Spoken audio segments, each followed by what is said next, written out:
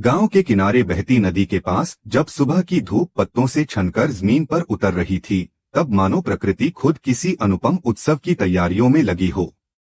हवा में गेंदे और गुलाब की खुशबू कुछ इस कदर घुली हुई थी कि हर सांस में प्रेम और उल्लास की मिठास समाई हुई थी। जनक और अनिरुद्ध के मिलन का दिन था और पूरे गांव का हर कोना रंग बिरंगी सजावटों से जगमगा रहा था। शहनाई की मधुर धुन और फूलों से सजे मंडप में बैठा अनिरुद्ध अपने जीवन की नई शुरुआत की प्रतीक्षा कर रहा था। उसकी आंखों में झनक के लिए बेशुमार प्यार, गर्व और समर्पण छलक रहा था। वहीं झनक गुलाबी बनारसी साड़ी में दुल्हन की तरह सजकर देवी सी प्रतीत हो रही थी। उसके चेहरे पर एक खास किस्म की आभा थी, आंखों में चमक और होठों पर मुस्कान जो उसके भीतर उमड़ती खुशी की गवाही दे रही थी।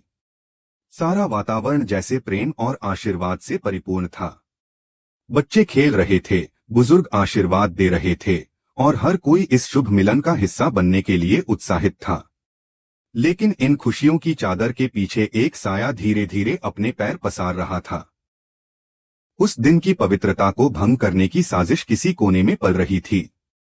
अर्शी, जिसे बोस परिवार ने अब पूरी तरह से दरकिनार कर दिया था, अपनी कोठरी में अकेले बैठी आग बबूला हो रही थी। परिवार से दूरी और कनंका के एक फोन कॉल ने उसकी भीतर की सारी नफरत को जैसे फिर से जीवित कर दिया था। कनंका ने विस्तार से बताया कि कैसे झनक अब उस घर की नई बहू बनने जा रही है और अनिरुद्ध के साथ उसकी रस्में पूरी हो रही हैं। यह सुनकर अर्शी का दिल जैसे नफरत की ज्वाला से भर गया। उसके दिमाग में अब सिर्फ एक ही बात थी, इस शादी को किसी भी कीमत पर रोकना। उसकी आंखों में अब सिर्फ बदले की आग थी। उसके शब्दों में जहर घुल चुका था। और जब मंडप में आशीर्वाद की रस्म शुरू हुई, पंडित मंत्रोच्चारण कर रहे थे, मेहमान शांत होकर दृश्य का आनंद ले रहे थे, तभी वहां दाखिल हुई अर्शी। उसकी चाल में घमंड था, आंखों में नफरत और होठों पर कटाक्ष भरी मुस्कान। सजीदजी गहनों से लदी वह जैसे ही मंडप में पहुंची, पूरा माहौल एकदम से ठहर गया। सभी की निगाहें उसकी ओर घूम गईं। बच्चे सहम गए, बड़ों की आंखों में संदेह उभर आया। अनिरुद्ध की आंखों में अर्शी को देखकर आश्चर्य की लहर दौड़ गई। उसे उसकी वहां उपस्थिति की उम्मीद नहीं थी। झनक की आंखों में चिंता थी, जैसे उसे किसी अनहोनी का आभास हो चुका हो। बिना बुलाए आई अर्शी ने अपने कटु शब्दों से सबको चौंका दिया। वाह, क्या नजारा है! तुम जैसी औरतें ही दूसरों के पतियों को चुराने में माहिर होती हैं। अब इस घर की मालकिन बनना चाहती हो? उसकी आवाज में घृणा थी और उद्देश्य था सबको नीचा दिखाना।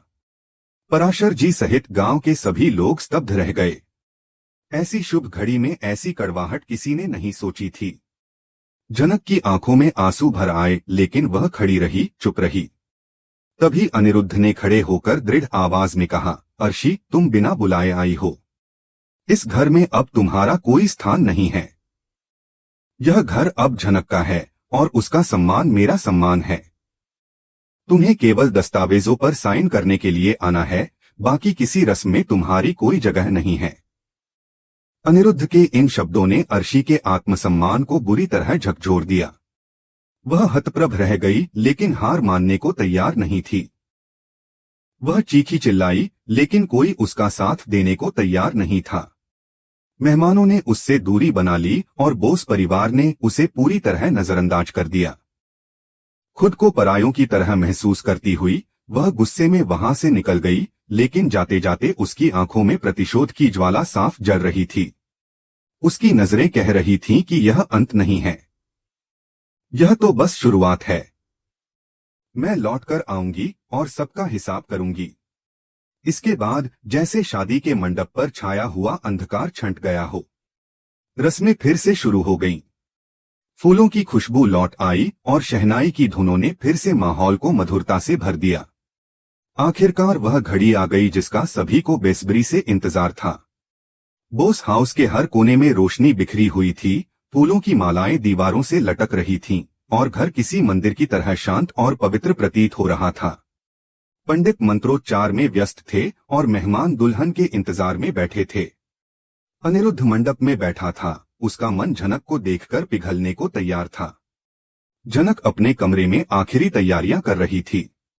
लाल बनारसी साड़ी में वह ऐसी लग रही थी जैसे स्वर्ग से उतरी कोई अप्सरा हो। उसका चेहरा उम्मीद और थोड़ी सी घबराहट के मिश्रण से चमक रहा था।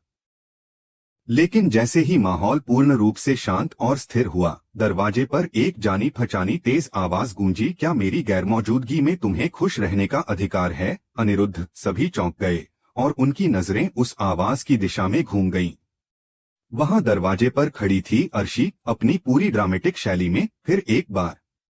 और यहीं से झनक और अनिरुद्ध की प्रेम कहानी एक और नए मोड़ की ओर बढ़ने लगती है। सन्नाटे को चीरती अर्शी की आवाज उस पवित्र वातावरण पर जैसे किसी काले बादल की तरह छा गई थी। आंखों में आग, हाथों में कागजात और चाल में घमंड। यह वही अर्शी थी जो कभी इस घर की बहू थी और अब एक टूटे हुए रिश्ते की भस्म से बदले की ज्वाला लिए आई थी। मेहमानों के चेहरे पर भय की लकीरें थीं और मिनी की आंखों में क्रोध की चिंगारी। झनक एक पल के लिए जड़ हो गई, मानो उसके पैरों से जमीन खिसक गई हो। अनिरुद्ध ने जैसे ही अर्शी को देखा, उसके चेहरे पर तनाव की परछाइयां गहराने लगीं। यह क्या बेहूदगी है अर्शी? उसकी आवाज में संयम था, लेकिन भीतर उबलते लावे की भनक किसी से छुपी नहीं थी। अर्शी ने सामने आकर अपनी बात कही, मैं कोई ड्रामा करने नहीं आई अनिरुद्ध। मैं तुम्हारे ही खेल में तुम्हें मात देने आई हूं। तुमने मुझे तलाक दिया, ये ठीक है, लेकिन ये मत समझना कि मैं झनक के साथ तुम्हें सुकून से जीने दूंगी। उसकी बातों में नफरत का जहर इस कदर घुला हुआ था कि माहौल की सारी मिठास जैसे एक पल में बुझ गई हो। झनक का चेहरा सफेद पड़ गया था। वो अपनी जगह से हिली भी नहीं थी, बस नजरों से जमीन टटोल रही थी। तभी मिमी ने झनक के कंधे पर हाथ रखा और गुस्से में भरकर अर्शी की ओर मुड़ी। बस करो अर्शी, अब और नहीं। तुम अब इस घर से, इस रिश्ते से, इस परिवार से कुछ भी नहीं हो। अब तुम्हारा कोई अस्तित्व नहीं बचा यहाँ। अर्शी ने व्यंग्यात्मक हंसी में मिमी का मजाक उड़ाते हुए कहा, वाह मिमी जी, कितनी जल्दी बदल गए आप लोग। नई बहू आई नहीं और आपने पुराने रिश्तों से नाता तोड़ लिया। मिमी की आंखों में अब सिर्फ गुस्सा नहीं, बल्कि अपमान का आक्रोश साफ दिख रहा था। वो 2 कदम अर्शी की ओर बढ़ी और बेहद शांत लेकिन सख्त लहजे में बोली, अगर एक शब्द और झनक के खिलाफ बोला ना, तो मैं उसी वक्त तुम्हें जेल भिजवा दूंगी। तुम्हारे झनक को जहर देने की कोशिश के सबूत आज भी मेरे पास हैं। मत भूलो कि सच्चाई की जीत हमेशा होती है। अर्शी के चेहरे पर पहली बार घबराहट की लकीरें दिखीं, लेकिन फिर भी वो हार मानने को तैयार नहीं थी। डराओ मत मिमी, मेरे पास भी ऐसे राज हैं जो इस घर को हिला देंगे। मैं चाहूं तो तुम्हारी सच्चाई भी सबके सामने खोल दूं। मिमी ने आंखों में आंखें डालते हुए जवाब दिया, तो आओ कोर्ट में, हम भी तैयार हैं। इस बार तुम्हारे झूठ की परतें खुलेंगी और हमारी सच्चाई की चादर हर बात को ढक लेगी। तुम अब बस अतीत हो, एक बुरा सपना जो अब जागते हुए भी नहीं देखना चाहते हम। झनक ने मिमी का हाथ थाम लिया और विनम्र स्वर में कहा, मिमी, इस औरत से लड़ने का कोई फायदा नहीं। आज हमारा दिन है। इसने जितना जहर घोला, हमें उतना ही मजबूत होना चाहिए। हमें इसकी छाया भी अपने जीवन में नहीं चाहिए। अनिरुद्ध अब तक खामोश खड़ा था, लेकिन अब उसने कदम आगे बढ़ाया और कहा, अर्शी, तुम्हारा तलाक आया, शुक्रिया। अब हम अपनी नई जिंदगी शुरू कर रहे हैं। अगर तुमने दोबारा कोई चाल चली तो मैं तुम्हें न सिर्फ कोर्ट में बल्कि समाज में भी बेनकाब कर दूंगा। तुम्हें कहीं मुंह दिखाने लायक नहीं छोड़ूंगा। अर्शी कुछ पल के लिए चुप रही।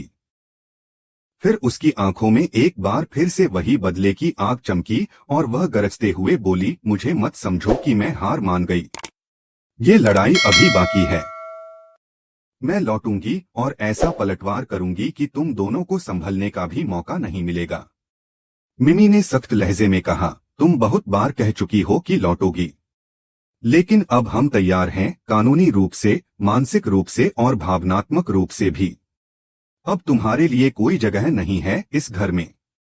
जैसे ही अर्शी ने गुस्से से पांव पटके और बाहर का रुख किया, हॉल में बैठा हर व्यक्ति जैसे लंबी सांस लेकर फिर से सहज हो गया। पंडित ने फिर से मंत्रोच्चारण शुरू किया और हवा में फिर से भक्ति और शुभकामनाओं की मिठास फैलने लगी। अनिरुद्ध ने झनक की ओर देखा, उसकी आंखों में भरोसा और जीत की चमक थी। जनक ने उसका हाथ थाम लिया। उसकी आंखें नम थीं, लेकिन इस बार वो आंसू दुख के नहीं, संतोष और सच्चे प्रेम की थे। मिमी ने दोनों को आशीर्वाद दिया, अब कोई शक्ति तुम्हें अलग नहीं कर सकती। यह साथ सिर्फ भाग्य नहीं बल्कि सच्चे प्रेम की जीत है। फेरे शुरू हुए। अग्नि के चारों ओर हर चक्र एक नई कस्में और हर वचन एक नई उम्मीद लेकर आया। अर्शी की हर चाल, हर साजिश, हर धोखा अब अतीत का हिस्सा बन चुका था। और झनक तथा अनिरुद्ध का प्रेम वह वर्तमान और भविष्य का सबसे सशक्त सत्य बनकर प्रकट हो चुका था।